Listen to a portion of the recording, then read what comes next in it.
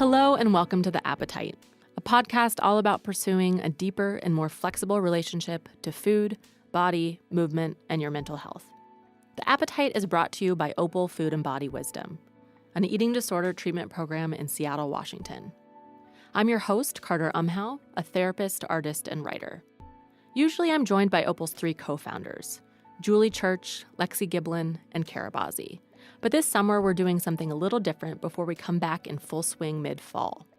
You'll find this summer's episodes to be a little bit more like a light summer reading. Certainly some sun-inspired space for self-reflection and new growth, but also some smaller nuggets for easy listening throughout the busy summer. This means that Julie, Lexi, and Kara will generally be taking a bit of a summer holiday from recording, with some more sporadic appearances and focused episodes with each of the three of them sprinkled in. In the meantime, keep checking in for new content every other week. Today, though, it's just me, and I wanted to talk a little bit more about our name, The Appetite.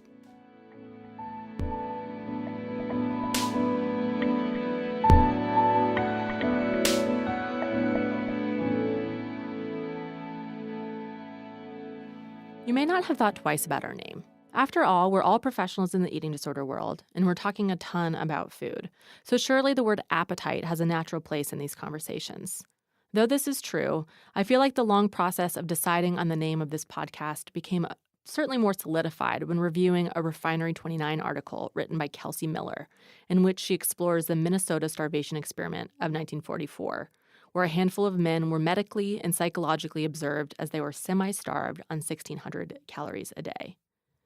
This is an article that's widely referenced in the ED community to illustrate the impact of caloric restriction.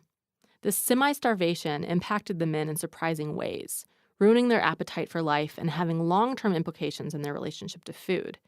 The researchers in the experiment explored the impact of being semi-starved, highlighting the difference between the desperation of hunger and the signs of healthy appetite, writing, "Hunger differs radically from the delightful nuances of appetite." Kelsey Miller further reflected in her article on the particularity of appetite, saying, "Appetite is a question to be answered with a meal.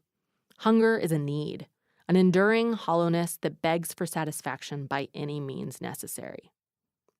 At Opal, the focus has always been on not just simply getting clients on a meal plan or making sure they're medically stable and then sending them back out into the world. Though these ways of stabilizing the body after the harmful impact of a tumultuous and/or restrictive relationship to food is crucial, the emphasis on wisdom in the naming of Opal Food and Body Wisdom is an emphasis on the pursuit of questions. Like Miller calls out, the work of nourishing the body, after it has healed from the mental and physical strain of semi-starvation, is the work of listening and learning the nuances of our experience in our bodies. It is about the work of beginning to ask good questions of our bodies and pursuing satiation through listening to these nuances of appetite. What is it that I actually want? What is it that my body needs in this moment? Is it a stack of tag-along Girl Scout cookies that will so deeply connect me to what it felt like to sit at the kitchen counter in my family home after school in early spring? Is it something fresh and crunchy? Do I need the quick and easy Annie's mac and cheese stored in the back of my pantry for a day as emotionally draining as this one? Do I need to make something with my hands today? Learning appetite cues is, of course, where attuned eating and true body wisdom can flourish. But, as Julie, Lexi, Kara, and I have said many times on this podcast, most of the time, struggles with food really aren't about the food at all. So the appetite is about asking the questions that bring nuance to our appetites for the rest of our lives. Our relational, spiritual, emotional desires.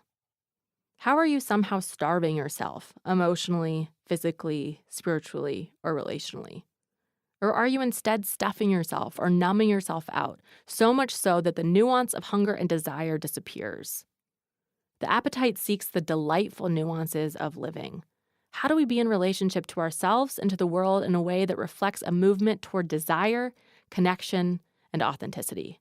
In a way that honors need, where we build relationship to ourselves, in eating, moving, thinking, loving, that is well-attuned, so we're not living in a place of constant, gnawing hunger or foggy numbness, aware only of the pain of a sort of emotional semi-starvation from what we really need.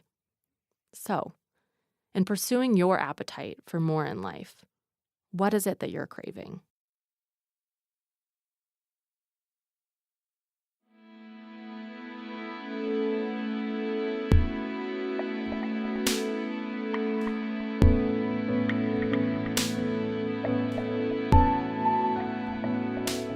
Thanks so much for listening in on this reorientation of what the appetite is all about. And thank you to Jack Straw Cultural Center for sound engineering. Thanks to Sarah Taylor for production assistance and editing. And thank you to Aaron Davidson for the Appetite's original music. If you haven't already, please subscribe to The Appetite on your preferred podcast app so you can follow along as new content is released. If you or someone you know is struggling with an eating disorder and you're hoping to learn more about potential resources for recovery, visit www.opalfoodandbody.com. You can follow along with Appetite and Opal on Opal's Facebook or Twitter. If you ever have any questions or comments as well, please feel free to reach out to us at theappetite@opalfoodandbody.com. Thanks again. Talk to you next time.